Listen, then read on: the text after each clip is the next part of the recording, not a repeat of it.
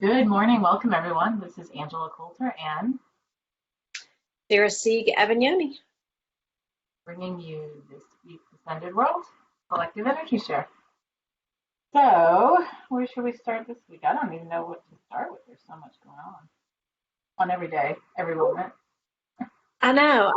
I've been all over the map, all over the gamut of emotions, and it's like, who do I be? Where do I go? What do I do? What do I say? Just I don't know. It's like a whirlwind, stirring everything up, making creating such opportunity. There you go. Bunch of opportunity. Yeah, it was funny. There's just been several things that, it's like I have to force things into my schedule or else I just have this challenging time, sticking into the calendar time, linear time thing. And there's been a lot of stuff that I have, you know, come to this place of, it's funny. Oh, why is it on my calendar? Oh, I didn't really feel like it, right? Right. But then when I do it, I'm like, oh, I know why it was here. Like, it's like, okay, so I'm just letting myself flow with it. That's been going on a lot. Well, and I'm really closely examining, to from just a cursory look to microscopic look of, is this something I'm avoiding, or am I just guided not to do it? Right. And sometimes the ego tries to fool you into saying, oh, no, it's guidance. Right, right, right, right.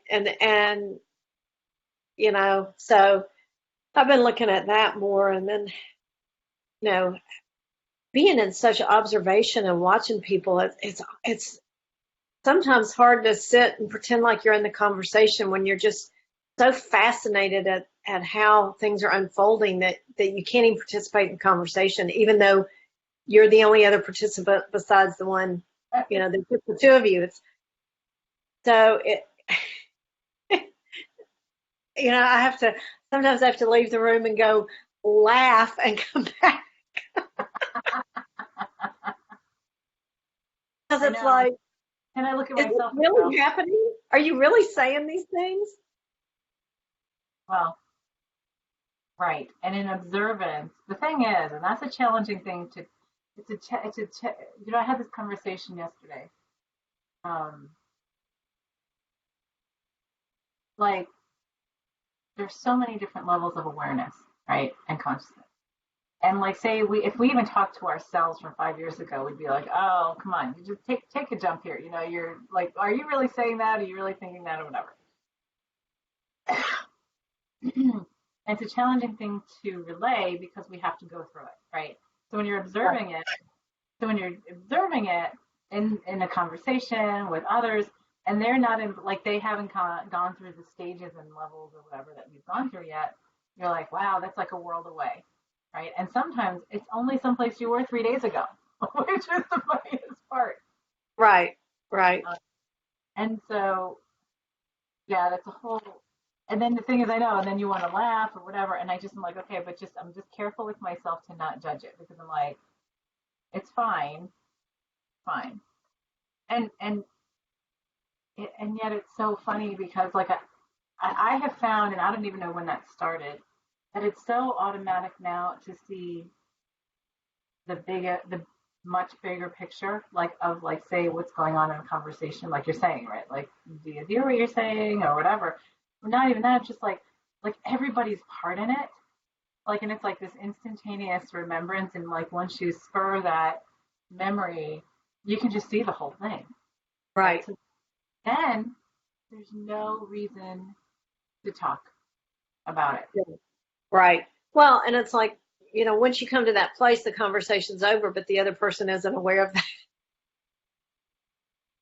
Well, the conversation is you have to start when you get to that place, and you're just sort of Right. like, Well, and I think that, I've gotten to the place where I've gotten better about observing that, okay, my mind wants to analyze everything and say, okay, this is what the core issue is.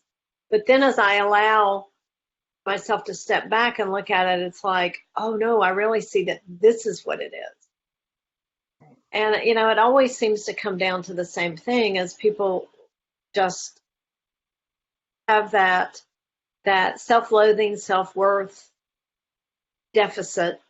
Well, and there's the other thing, something that I observed this weekend, and longer than that. Actually, it's been going on for a while.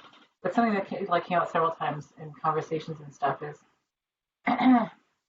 so we've talked and talked and talked. So we've talked about how the higher self, the higher consciousness is not tolerant of staying still anymore. Like it's not tolerant of holding ourselves into a comfort zone or holding ourselves into a box. And if we try to try to force ourselves to stay, then it's gonna break, right? And we've talked about that so many times. It's like, okay, we can go willingly, or we can go through the willingness of the higher self, but it's gonna go either way, right? Right. So what I've noticed was there have been several people who I haven't heard from, or just have like floated in and out of my reality or whatever, and and I catch up with them, and I hear about what's going on, and there's stuff that's going on that's traumatic to them, right?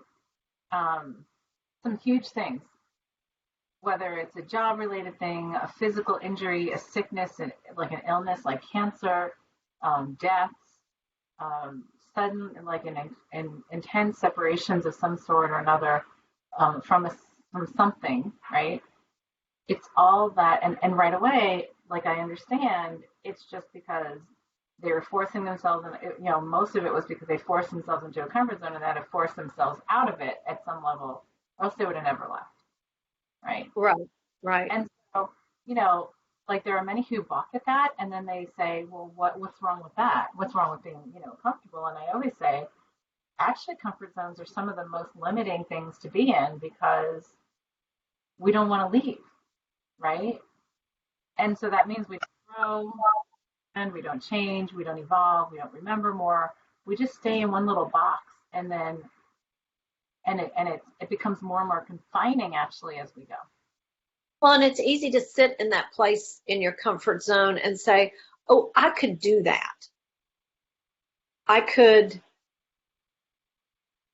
give all this up, and sitting in that place of having, it's easy to say, oh, I could give that up without giving it up. Right. Or it's very easy to tell everybody else what they should be doing or shouldn't be doing because you're in your tight little, happy zone. Right. Yep. So what's happening is there is a lot of intense stuff going on, and people are just having these massively bizarre, sudden things coming out of nowhere. And that includes physical stuff, right? Where they have to go in for surgeries and things like that. They would have never anticipated. And that's all about pushing ourselves out. Or else this isn't comfort zone or perception. Well, it is, because the ego is saying, this is good enough. That's what it is. And that's why it's dangerous in terms of our remembrance, because when the ego says this is good enough, we don't go any further, right? Or we fight to even stay in what's good enough, because then the ego convinces us, oh, no, it's going to be scarier.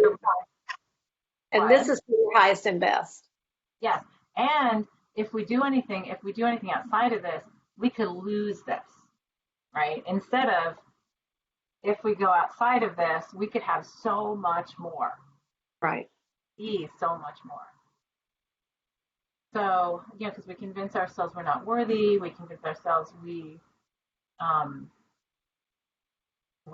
only worthy of so much, and that we have to suffer more to get more, like things like that, that this is good enough for us because I'm too scared of what it would be if I didn't have this enough, like whatever this is, that's enough, right? So that's a really thing, that's a really common thing in why people stay in relationships that have sort of expired, right? And jobs that they've outgrown, and things like that, and in relationships and all that kind of stuff, because it's like, well, but it's comfortable, right? It's a known evil. Like, how many times have you heard somebody say, it's a known evil. Like, so at least I Right. know that, and I know how to Well, deal with my mother used to say, better the devil you know than the devil you don't know. it.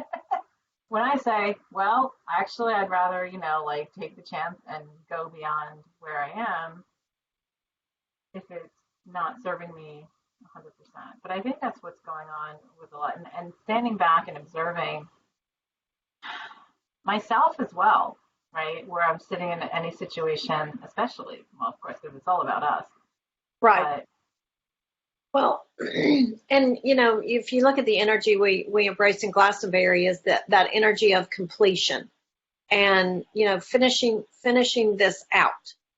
And that means finishing that comfort zone, completing it, ending it. And I think that it just has so many in a tizzy as in lost. well, yeah, because we've hung our identities on so many roles, right, and so many life things that, and we've talked about this, that it's to say, okay, we're gonna give that up, or you don't need that anymore. Then we just struggle with, well, like, you know, it was really interesting that there was someone who I crossed paths with this weekend, who I apparently met a long time ago, and I don't remember. Like, I'm like, oh, okay, they were like at an energy share years ago at somebody else's house and whatever. I was like, okay, yeah, that was actually probably a long time ago. But and they were just like, and it was out of context in the moment, and there was another conversation going on, and then it was this like pushing certain things and thoughts and whatever, and it was like this like wanting to pull me into their comfort zone because I was like didn't identify with it anymore, like what they were talking about and stuff. And that was really interesting because they kept on trying to like follow, like sort of try to force me into that. And I was just like, yeah. And that's what goes on a lot, right? So what happens is a lot of times people will have an interchange and they'll say, okay, well, you and I have had this relationship before, so we should still have the same relationship. Right, right. Laurel has a comment. Um, Not that I've been very good at this lately. If I live in the present and follow guidance, none of what Angela is saying even really exists, right? What, the comfort zone? I'm assuming that's what, because we're in that delay. Yeah. Um, well, none of this really exists, or all of it exists. It's all a matter of perception, right? So, but the thing is, when we do finally let go of the ego gauging our value as to where we are in terms of, like what is a comfort zone? That's a good question, right? Comfort zone is where the ego believes good enough. Right, So if the ego decides that certain things are good enough, then it doesn't want to move out of that because it's afraid of losing all of it. Then it becomes very protective and what's the word I'm looking for? almost frantic, Yeah, life and death. Yeah, keep it, right, and the ego will go about defending it until the death. Like it's like no, no, no, I need to have this. I will, and we've created that perception of honor, and look at what they did so that they could achieve this, and look at like how much they persevered and blah blah right, blah. And then it's like, well, but it was that because the ego insisted that it had to stay there, right? Like the martyrdom syndrome, right? What's the martyrdom right, syndrome? right, I have to do this for whatever reason, right. no matter Well, what I have to do for it to like to limit myself. Now that doesn't sound like a comfort zone, but for many it actually is. right. And part of what I've been finding challenging is when I'm in a conversation like that or in a situation like that is getting to a place where both people understand that it's a choice Right. That is a and challenge. because there's so much that we give away and just succumb to without realizing that it's a choice. Right. Well, it's like, well, I have to do this because it's for my kids. I have to sacrifice and do this, or I have to do this for my parent or whatever. And it's like, you don't have to do anything. You know, the thing that hit me a long time ago when I was in corporate was, you know, like when you're in corporate, one of the pervading energies is to have someone believe that they are indispensable, right? Oh, right. Yeah, As absolutely. that becomes their comfort zone, right, and their values. So they will do everything to prove that indispensable. We're having some weird thing going on in this feed today. I don't know if you're seeing it on your end, but I keep on getting the same people coming up that's watching and watching. Anyway, weird. We're just sort of in a weird time blip, I guess. Um, but you know, like you have people believe that they're indispensable, so then they will fight to stay in that, right? Whatever, doing whatever there is, and usually it becomes to the detriment of them, right? Like I Right. have to 80 hours a week, I have to take on three people's jobs, and da da da, because the world would not go on without me if I didn't do this job. And that's an ego thing to believe that that would happen. And at some point, I flipped a switch on that, even when I was still in corporate, to say everybody is replaceable. Everybody in whatever job or function or whatever. So, like, and when you do that, because so many people marry their identity to what they do, right? When you say, okay, well, what I'm doing, I could, I'm dispensable. Somebody else can do it. Somebody else will do it if I don't, right? So, and that's a big lesson for us with the ego, right? Because then the ego goes, what? Right? Because who Right. am I then? And that goes on over and over and over again. And that's what I've come to say is, if I got hit by a bus or a car tomorrow and died, the world would go on. Right. Obviously, I would have forgot. I would have finished what I actually came here to do, whether it looked like I finished it or not, and I would be moving on to something else, right? But we're Right. so attached, and that's really when we talk about the definition of comfort zone. The comfort zone is where we feel like we. It's also where we feel like we have the most value, right? Right. So I might not feel valuable, like say somebody might not feel valuable in their job. And so then they put all of their effort into raising their kids, to making sure, you know, sacrificing for their kids or their parents or their spouse. And in that way, it gives them an identity, their value, because they don't feel like they have value over here or, you know, vice versa. So that's again, it's still externalization. And that's a Well, big thing. once you get to that place of realizing that, the value all comes within and you have everything you need, then it becomes easier to discern what it is your passion is, and then truly what you're here to do, or to be, or to embody, or Well, and it's an unlearning process, right? It's an like, unlearning process to help yourself remember that you are innately valuable and infinitely capable no matter what moment it is and what you've done or not done. right, Because doing is simply a byproduct of this dimension of um, separation. You know, we really have sort of created this. I don't know if this is something we talked about before or something that just came to me over the week last week, sometime recently, is this entire experiment that I call this Earth, like my understanding is that this whole Earth thing was an experiment, but it's also a key to a much bigger project across the multiverse. That we created this entire, and it's almost like, you know, in Stranger Things, they have the upside down world. It's almost right. like this is actually the upside down world, but we're not, like we've forgotten it, like we've set ourselves to forget that. So things that we think are true are actually the opposite of what's really the case, right? That's interesting. Yeah. And if you think about it, you think, well, what do we like? So we're driven in this reality by lack, right?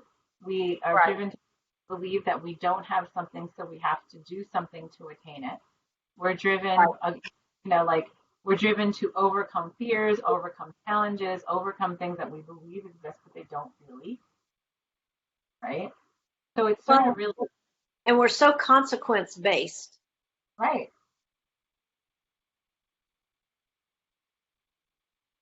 So we think, we get sick and we have to get better instead of saying, well, the sickness is what's the illusion, Right. right? Hmm.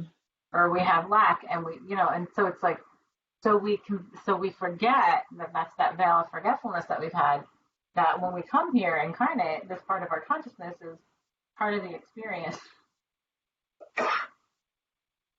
is the opposite of what's the truth, which is that we have to get something outside of us. And so why we fight so collectively of against changing the game, because then that just it just eliminates the game altogether once we say, oh, I don't need any of this.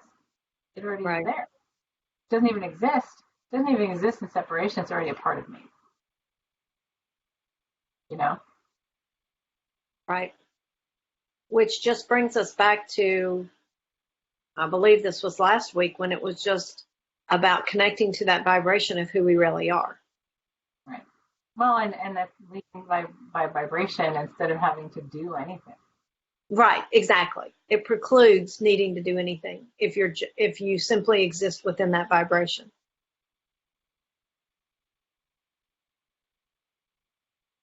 Well, when you talk about the upside down world or whatever from straight, isn't it just like the Matrix?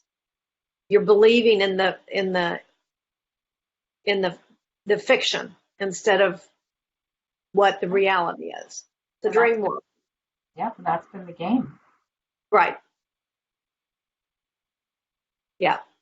So we're faced with that right now because, and I can say this, and then somebody like inevitably will turn to me in conversation and say, but then how do you, like, well, like, how do you explain things seem to be getting worse? And I'm like, in the world and whatever. And I said, it's all how you look at it, though. What are you seeing? Right. Because I see things getting better. And as they get better, the things that don't serve that wholeness are falling away, which means we have a lot of letting go to do. Right. Right. And and again, it's a choice of how comfortable or uncomfortable that is, which people don't want to believe that they can choose that. Right, right. Because it's really funny. Look at, and I don't even like talking about politics because it's like one of the biggest illusions we have, Right. all based in ego. But, like, okay, what if we just stopped and said in this country, our entire system is broken. We need to rebuild the entire thing. People say, oh, we could never do that. That would take a whole, mutiny and like all this kind of stuff. And all I go to right away is the structures that we've had in place of like, well, this is what this would have to look like, and there would be suffering, and and it's like, well, or maybe not, Right. or we just create a whole new paradigm and let the rest of it fall away. Right. Don't even give it. Like we were talking last week about dismissiveness. It's almost a dismissiveness of I don't need to play that game anymore, so I'm just not going to be a part of it. It can just fall away in any way it needs to because I know that I'm going to be fine no matter what. Right. Right. And it's funny because this takes us also to the conversations about like there's somebody I know who is really interesting, very, very into spiritual stuff, but at the same time still very, very fear based about like some massive apocalyptic thing, right, coming up. And I'm like, well, we're going through it already. Right. And I'm Right. like, um,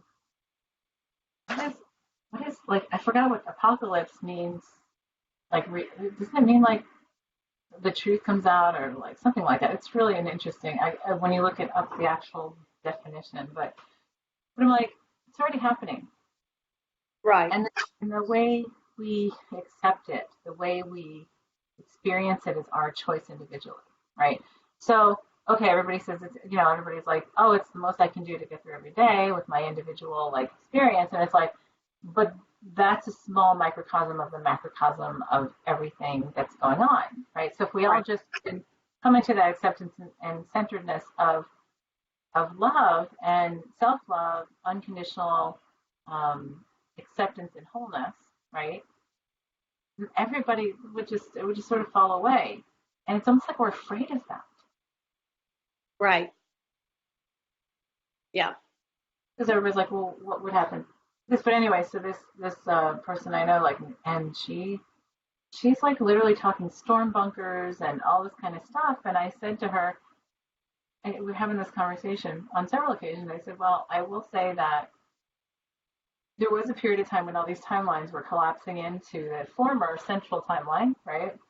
That I kept on seeing these catalytic. I don't like to say cataclysmic, but these catalytic events that could be seen as, you know,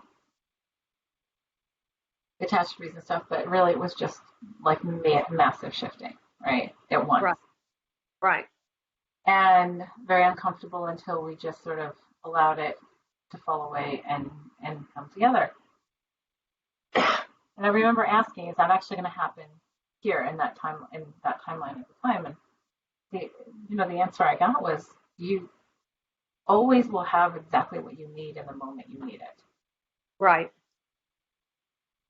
And the practice for us is to remember that, because we create this, we destroy it. It's the angel of destruction thing all over again, right? Right. And then we create again in a different way. Now we're done Yeah. with this, game we've been playing, so now it's something, time for something new.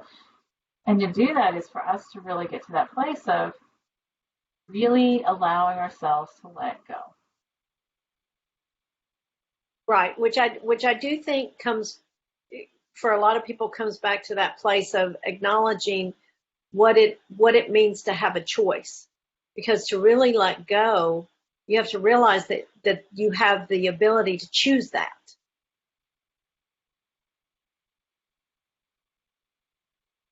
Yeah. I cannot keep up with the stuff that's scrolling on my screen because it's been really weird this morning.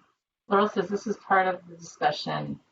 Couldn't type before. My point was, if I'm following guidance at all times, trusting that, then the concept of making decisions doesn't exist. I don't need to evaluate is the job, relationship, person, situation good or bad for me. So I'll just follow guidance. So boy, do I need this conversation, having made the conscious decision to go support mother after her surgery. Good morning, Yasmin. She says apocalypse revelation. Right, revelation. Well, yeah. I think there's another definition to it too, though, but it was like the truth, uncovering the truth or something like that. It's really interesting. Yeah. Right. So yeah. Um, and the challenge that we're going through right now with listening to guidance, though, is truly this, like, as we get more observance, the ego becomes more um, smart about it on how to, like, sort of hide the ego. Right. No, exactly. And I, that's another challenging thing to convey on how to tell the difference, because sometimes egoic guidance is very, very convincing. Absolutely. In fact, typically, if you have some like urgency or insistence, that's a trigger to look at that it's actually the ego, right? Right. And we got to do this. We got to do this. Like that's an egoic, response. Right. Or I can't do this, or I have to because, and yeah, it's our choices. It's the choice, again, it's the, if I don't do this, like, in the choices that we make on, that's a big thing that's going on right now. I think those in our age group, because we have a lot of, and you went through it because with your parents before they passed away and stuff, it's like the parent thing. Like, well, I was Right. talking to others that I know who have their parent living with them or whatever, that it's like, well, how many I know whose children have grown up and now they have to take care of their parents, and or they've chosen to take care of their parents, or they've chosen to accept that they believe that they have to, and Right. they in turn give up, do more sacrificing, and prevent themselves from standing into their own, like, what it is they came here to do, right? Because Right. we put off when our kids are growing up because we're like, oh, well, when the kids grow up, when the kids grow up, I'll do this. Oh, after they get to this grade or this age, I'll do this. Well, then they go, and then it's like, oh, look, now I got to take care of this parent, which, okay, we don't consciously say is something that we find easy to allow ourselves to step back from. Like, Right. Right.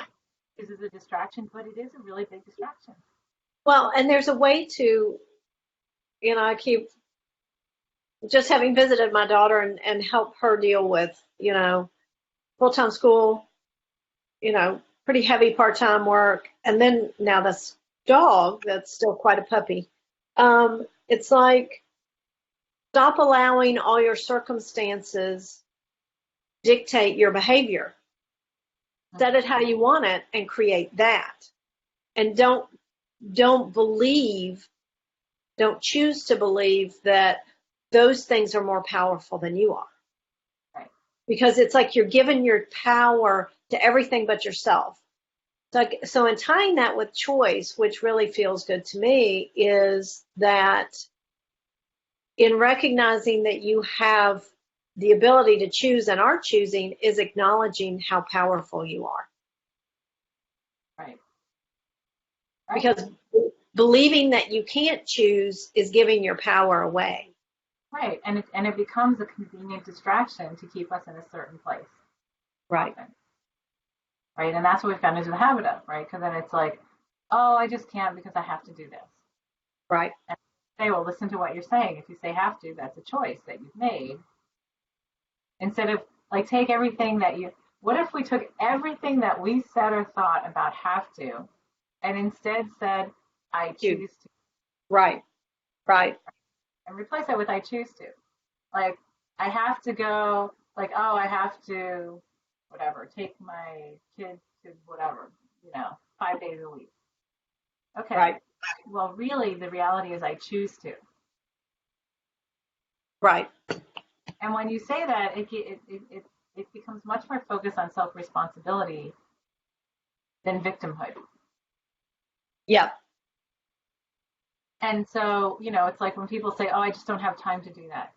And I'm like, well, then take that out, take those words out and replace them with, well, I just choose not to do that. Right. Well, then the ego balks and is like, what? What? No, I can't do that. Like, no, because I don't have enough time and da-da. No, you just choose differently. Yep. Reality differently. And the thing is to get to a place where you're not judging that and to see it clearly, because when you can replace those words with, and then people, and like they'll get insistent, right? Because there's the ego, right? The insistency going, no, no, no, I have to do this because I'm their mother, or I'm their father, or I'm their child, so I have to do it. Like, nope, you choose to do it. Well, and it's really coming down to a point of what's that? I'm sure it was a song. If you choose not to decide, you still have made a choice. Yeah. Yeah. So in choosing to give your power to a set of circumstances and believe that you're powerless is still choosing to give your power to that set of circumstances. So what if we did this? Here's a big, powerful one that comes up. What if we said, somebody, like, if you get cancer, I chose to get cancer. Ooh, the ego hates that, right? What? Yeah. Right. Right. Exactly. Or I chose to be raped. How about that one? I chose to be abused or abducted. Like, oh, that just makes, like, even the ego, like my ego in the background, like, oh God, be careful of those words. No, but it's the truth. It's the Right. truth. And it's not, even if we didn't consciously choose it, it's the first step to responsibility of our own reality, saying, I created it for whatever purpose, right? So that goes to a whole different Exactly. altogether, right? Right. But Right.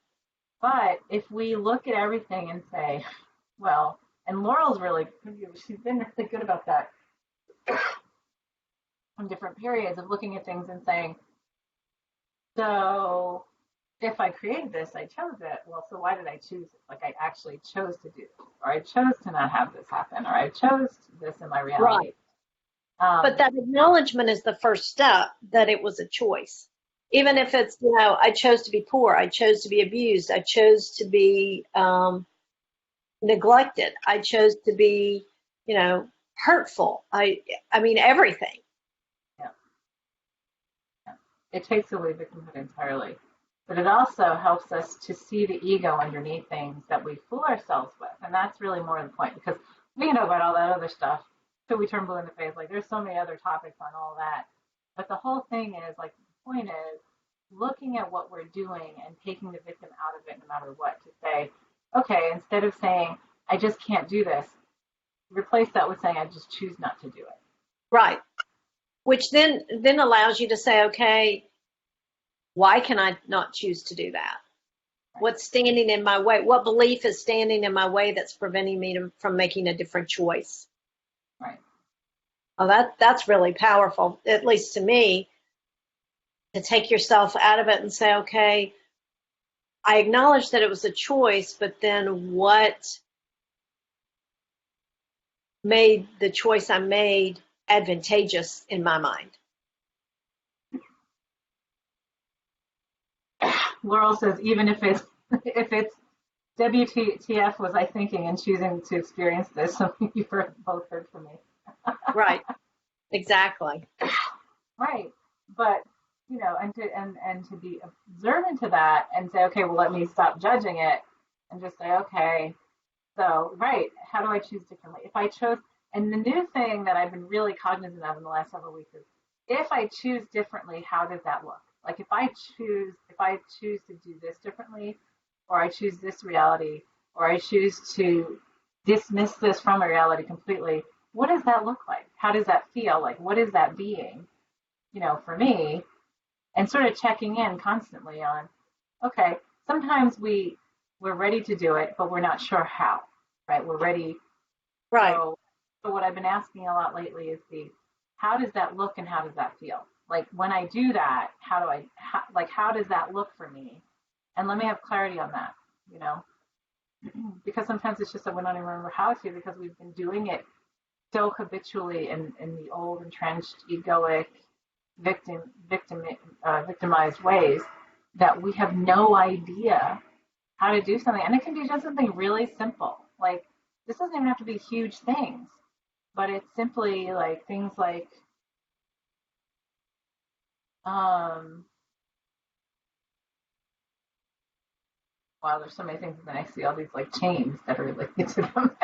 Okay, I know. I mean, even if it's something as simple as I chose to sleep poorly last night. yeah, yep. Which is really funny that you say that because I woke up at 3 o'clock last night and I couldn't get back to sleep. So why do you do that, Angela? Well, I actually asked myself that because um, I got up to go to the bathroom and I went back to bed, and usually I'm just right back out, but then something just sort of triggered something, and then it started to sort of overtake my consciousness, and I sort of let it do that for like a half hour, and I was tossing and turning, and then a part of me said, "Wait a second, why am I choosing this?" Like I even said, "Why am I choosing this? I can just do Right. this. I just go back to sleep. I'm just going to go back to sleep now."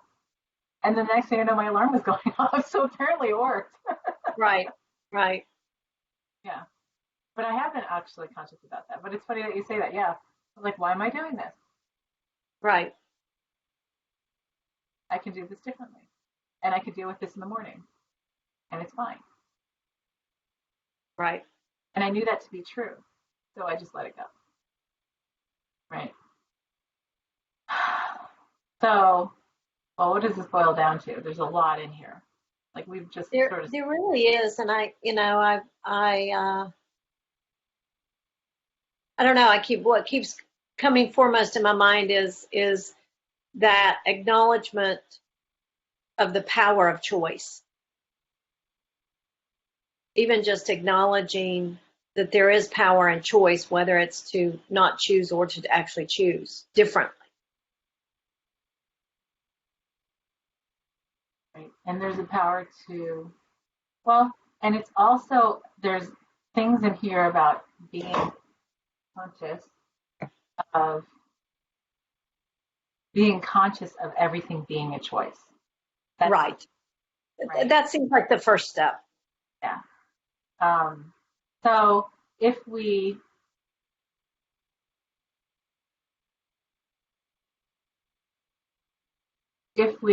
like have something going on that is unpalatable, that we believe is part of something that we have to do to stay in a certain comfort zone, to go back to what we were talking about, the comfort zone thing, then the thing is to ask, why do I choose this? Oh, look, there's a yawn. Yeah. Yeah. Why do I choose this? Or, And it's funny because it does sort of or, happen. or another good question along that line is, why do I feel, or why do I believe that I have no choice? Right. Well, yeah, I that's, can see that getting to the core of why you're choosing to stay in that place. well, that's the string, right? Right. That's the I kept on saying is like, oh, I don't even want to go there because then you can see all the different steps, the whole why. You know, we talk about the why do I care question, right? Why do I do this? Why do I care? Right? Why do I care? Why do Yeah. Yeah, why, exactly. you know, um, people will vehemently defend being doing something because they're a parent to a child, right? And Right. doing this, they will vehemently defend that because they just think it's innate that somebody should understand that you sacrifice yourself for your kids. Right. Um, that's a big thing right now. That's a big hump for everybody to get over. Yet the funniest part about that is we have a lot of people saying that, and yet culturally we're talking about kids being more ignored than ever before. So that's the really funny part, right? And you have people talking about sacrificing themselves, spending all this money on their electronics and things like that, and then the kids are really brought up by their electronics, and they're just sort of in the parameter of their parents, and there's no judgment on that. It's just like it's really an interesting thing because it's all the perception of what we think we're supposed to do, so we feel better about ourselves, so we think others will think better of us, right? Right. Right. And so, I mean, that's a point. That's another conversation for another day. But I mean, that's a Right. right, so many of these that we can just open that can of worms right there. Yeah. But that's a big thing. I mean, that's a big thing right now. And it's funny because I sort of put that together not too long ago. I was like, wow, it's like everybody you talk to who's a parent will vehemently defend their sacrifice, what they believe are sacrifices they did to take care of their kids, right? And yet their kids are not benefiting in the long term or getting that. Like, it's just such a disconnect. It's very funny. Not funny, it's Well, very you're actually delaying the inevitable. right. Right. Or it's not being perceived that way by the, it doesn't even, it's so funny because then you get the righteousness of, well, I was a good mother, I was a good father. And it's like, what is that? That's so subjective. Right. What if we just loved our children and let them, like, supported them and what they're doing? I mean, there's so much different ages and all that kind of stuff. That's, like I said, it's a whole conversation on a different day. But that's Right. like, we use that kind of stuff though. Like, this is the comfort zone, right? No, no, no. To be a good person, I need to be a good parent, or I need to be a good spouse, or I need to be a good child. And what I believe is the definition of that, because of what others have told me is a good definition of that, whether that really serves me or not, is irrelevant, right? Because I will feel good about myself if other people think I'm a good whatever, fill in the blank. Right. A good provider, that's another one. Oh, yeah. That makes me a good person. Right. Or or, yeah, like there's all that kind of stuff too. So there's all these things. This actually like dredges up a lot of stuff in the depths. And to be cognizant and observant to it is to like really pull it apart, and what I'm seeing is unravel the loom, right? Unraveling the weave, right? To say, okay, so once I take that away, now I get to be far more than that.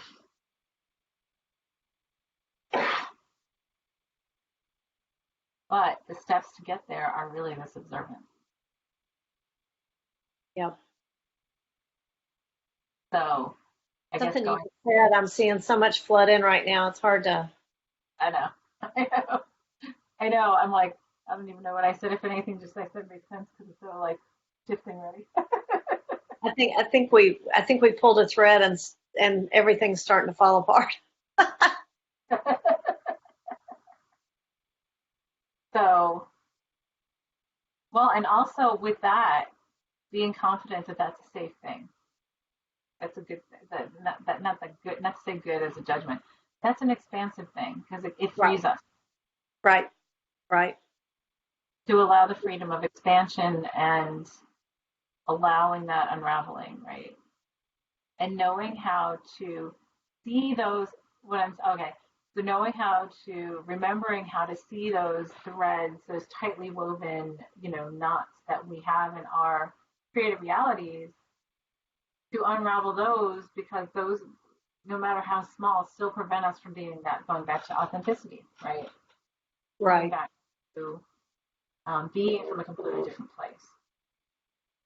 Because when you do that, it just takes away all of the pain and suffering. It takes away sacrifice and martyrdom. It takes away illness and injury and all kinds of stuff when we really commit to that. Yeah, Laurel, I think a hugely key point of Sarah's about what makes us think we don't have a choice. Right. Well, it's and the challenge with that, right? And it's like it's the why do I care, right? Yeah, why don't I think I have a choice? It Right, is. It is very important. That's probably the first question to ask. And then the second thing is to start to really be authentic with ourselves in answering that question. right. Because Yeah, often the replies, because that's what I was saying about being a good whatever, being a good parent, spouse, child, because sometimes the ego will reply because that makes me a good parent. Because if I'm a good parent, then I need to do this, which yeah. isn't Have a non-egoic answer to that question. right. And that's really the important part there is to be observant to the answer and be like, why does that make me a good person or a better person or a better parent or a better child or a better spouse or a better martyr or whatever? It doesn't. Like how do I, well, the next question, that's the thing that I'm getting is important is how does it look when I exist without that Right, condition, right. that requirement, the self-imposed requirement, the choice? How does it look when I choose differently? Yeah. Wow, Yeah. that really cleaned the slate in Yeah. asking that question Yeah. for me. All right. So that's it. That's what we do. We just go out there and go out to come together so that we are conscious and aware and observant to all that. And remember, like, I think even the first step is just to remember to ask ourselves that Right, and to be able to see it within ourselves without judgment. right, Because, yeah, introducing the question, how would it look if I chose differently?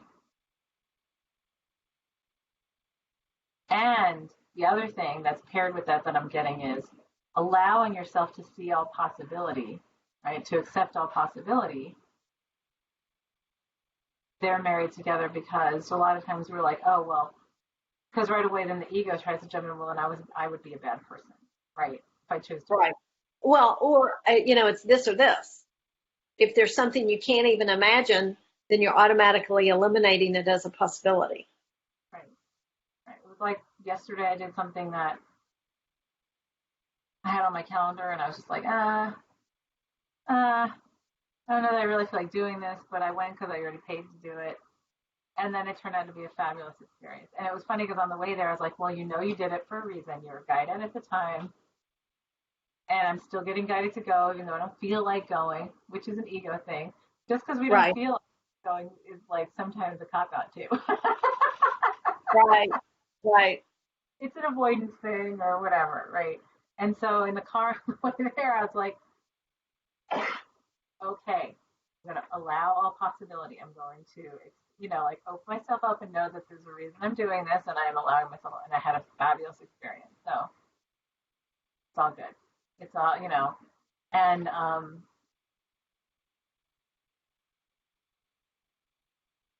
and it actually brought a lot of observance to some stuff that was going on. So it was good.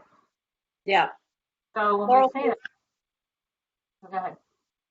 Laurel says if we are conscious, we have a choice. We can choose to tune in and to listen to guidance and to trust. Right. And the key is then to always look at what the guidance is too, again, and make sure that it doesn't have that, urgency that I have to or whatever, because then that's that ego hidden in there. That's the whole little tiny, that tiny little like point of the blade that's like a, you know, and it gets more skillful to see as we go. Right. Right. So having that conscious clarity on doing that, on how to do that and change our patterns that way, to begin to change our patterns that way, and know we have the power to do it because we are the ones who create it by choice, right? Right. Um, that is the first step. So that's what we're going to go do. Set our Yeah. speed. All right, you Right. ready? I am. All right.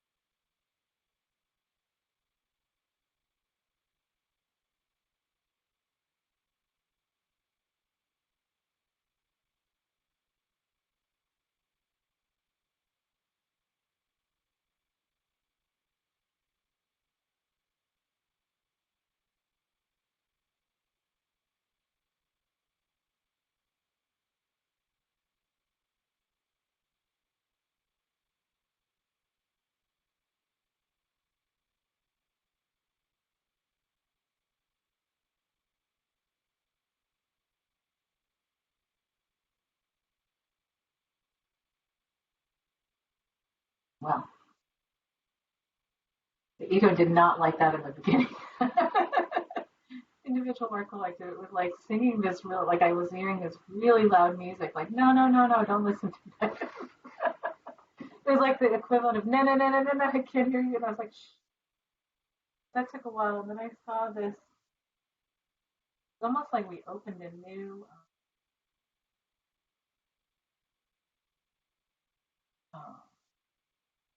it looked like a tombstone. Maybe it's just because I have Halloween on the mind, but not a tombstone, like a crypt. Right? It was almost like we opened the crypt and it had all of this. We opened a crypt and it had all of this ivy, like growing around it that was thick and corded and all that kind of stuff. And it was just like started cutting away the ivy and opened up the crypt, and it was like, oh, well, it all just fell away as soon as the door opened. And then after that, I was like, I don't remember the rest because I got there, everything just went silent, and I went way out there.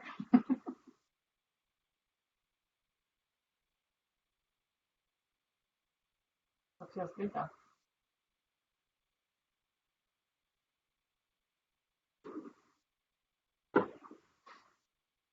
So you can't hear me. That's weird.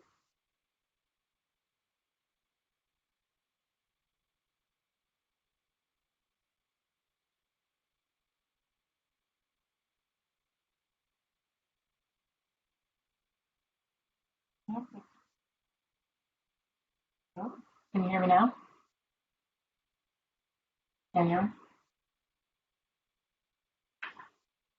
Okay. How about now?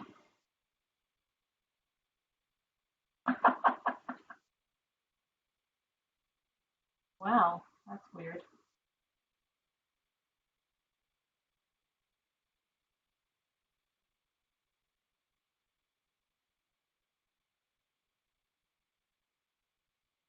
Can't hear you either.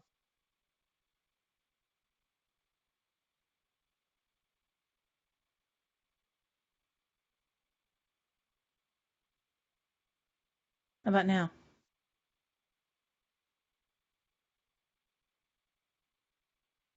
Can you hear me?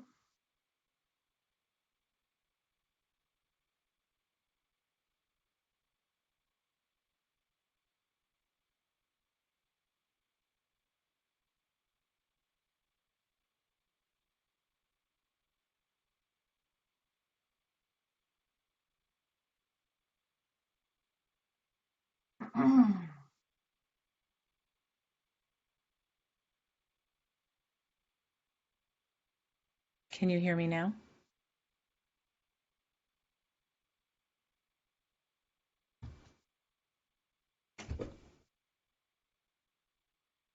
Hmm.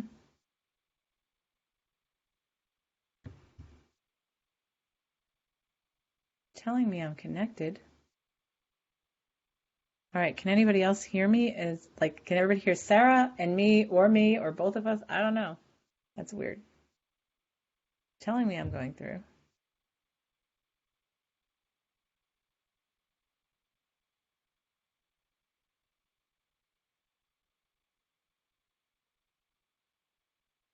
Hmm.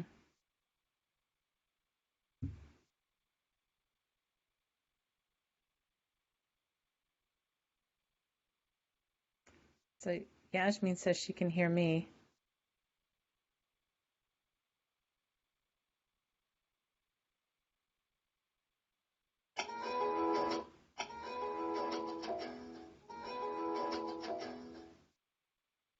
Hmm.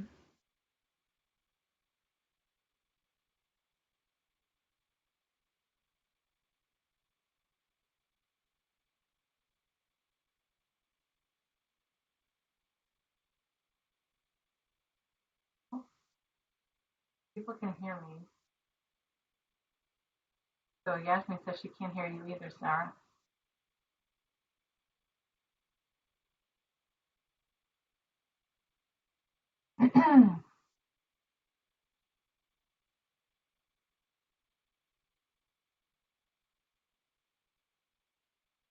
Hmm.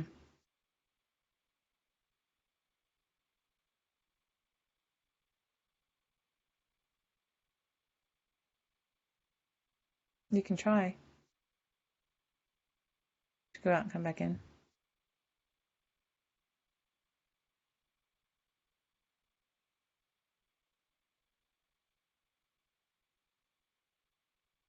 So we'll wait a second.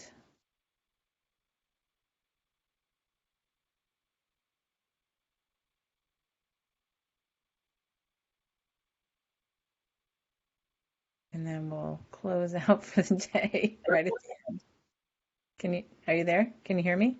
Yeah, I can hear you now. So I can hear you, but I can't hear you. You can hear me, but I can't hear you now. Hold on. How about I think we got disconnected out there.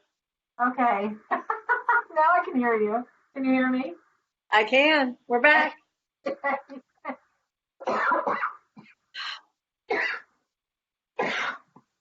Oh, okay. Well, so it's good that I don't have to repeat myself because I've already sort of forgotten what I thought. Oh, the crypt. Well, I'll have to go back and watch the recording. So anything you want to share from yours? Oh wow, it seems like forever ago. It was awesome. Yeah. It was almost like I was sitting on a train and I was watching stuff go by, and it just was like seemed like it just cleared up so much stuff, piddly stuff. Yeah, Felt really, really, really good. it did. Like I was saying, it was like the ego, the collective ego, as well as the individual ego, was like doing the equivalent of the na na na na na. I can't hear you. So it's funny that then you hear me at the end. Right, I couldn't hear you. So, and then I was like, shh. And then I saw this big crypt. I'll repeat this. It's relevant. It was like a big crypt. Of course, it's Halloween week, but I saw this big crypt and it was like encased in like ivy, like really heavy, like vines of ivy. And I sort of cut it away. And then when I finally cut it away and opened the door, everything just sort of fell away and it was all gone. And that's when I just went way out there. Felt really good. So we'll just sit in that. That's just hysterical that you couldn't hear me. Yeah, that is really funny. Because I at first I thought it was just a lag in the broadcast, and then it never caught up. All right. Well, but everybody sit in that this week and let's see where that takes us. That feels really good. Just be observant, observant to that, the choice. Right. What would that look like if we chose differently? So thanks for everybody for joining. This is Angela Coulter and Sarah Sieg Avagnoni. bringing you this week's Ascender World. See you next time.